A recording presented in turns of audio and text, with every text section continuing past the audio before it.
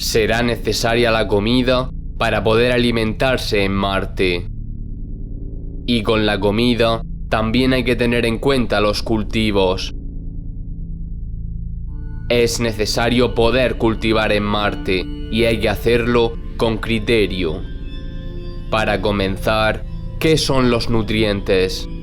Los nutrientes son sustancias usadas para la construcción y reparación de células y la creación de moléculas importantes y necesarias. Lo principal es que producen combustible en nuestro cuerpo. El metabolismo es el término usado para describir todas las reacciones químicas. Dentro de los nutrientes se encuentran la glucosa, carbohidratos, proteínas, lípidos, vitaminas y minerales. ¿Cuánta comida necesitamos para funcionar? Para medir la energía se usan los julios, pero para el metabolismo se usan las calorías.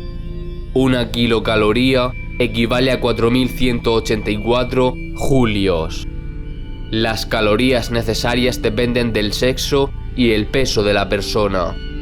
Por lo general, un hombre de 60 a 70 kilogramos necesitará de unas 1700 kilocalorías al día. Y una mujer de 50 a 60 kilogramos necesitará de unas 1300 kilocalorías al día. Hay que tener en cuenta que solo una fracción de las calorías que medimos en la comida es metabolizada en el cuerpo. Así, la mejor comida para cultivar en Marte son las patatas, las lechugas y las algas. Un sencillo ejemplo para ponerlo en práctica. ¿Cuántas patatas de 250 gramos son necesarias para abastecer a un astronauta por día, teniendo en cuenta que cada patata proporciona 4 kilocalorías por gramo y el astronauta necesita de 3000 kilocalorías? El resultado es 3 patatas al día. Por lo tanto, ya se ha establecido que es necesario cultivar en Marte. Es demasiado caro y requiere de mucho tiempo el transportar comida de la Tierra a Marte. No podrá haber comida fresca, ya que necesita de mucha agua y luz solar para producirse. Tampoco podrá haber comida procesada, ya que necesita de mucha energía. Como ya se ha dicho, lo ideal serían patatas, lechugas y algas. Y también podrían usarse suplementos dietéticos, como la espirulina. Pero hay que tener en cuenta varios factores. ¿Qué necesitan las plantas para crecer? Las plantas son autótrofas, es decir, son organismos capaces de hacer todo lo que necesitan de materiales inorgánicos, como el dióxido de carbono, el agua y varios minerales. Para hacer crecer plantas hará falta luz para que se realice la fotosíntesis. Las plantas usan la energía fotónica del sol, capturada por las clorofilas, los pigmentos de sus hojas, para crear carbohidratos del dióxido de carbono y el agua. ¿Hay suelo fértil en Marte? Obviamente, las plantas tienen que crecer en el suelo, pero el suelo de Marte es infértil y salino. El regolito no es suelo, ya que le faltan ingredientes. Habría que añadir sulfato de magnesio, sulfato de calcio, hierro y material orgánico como abono.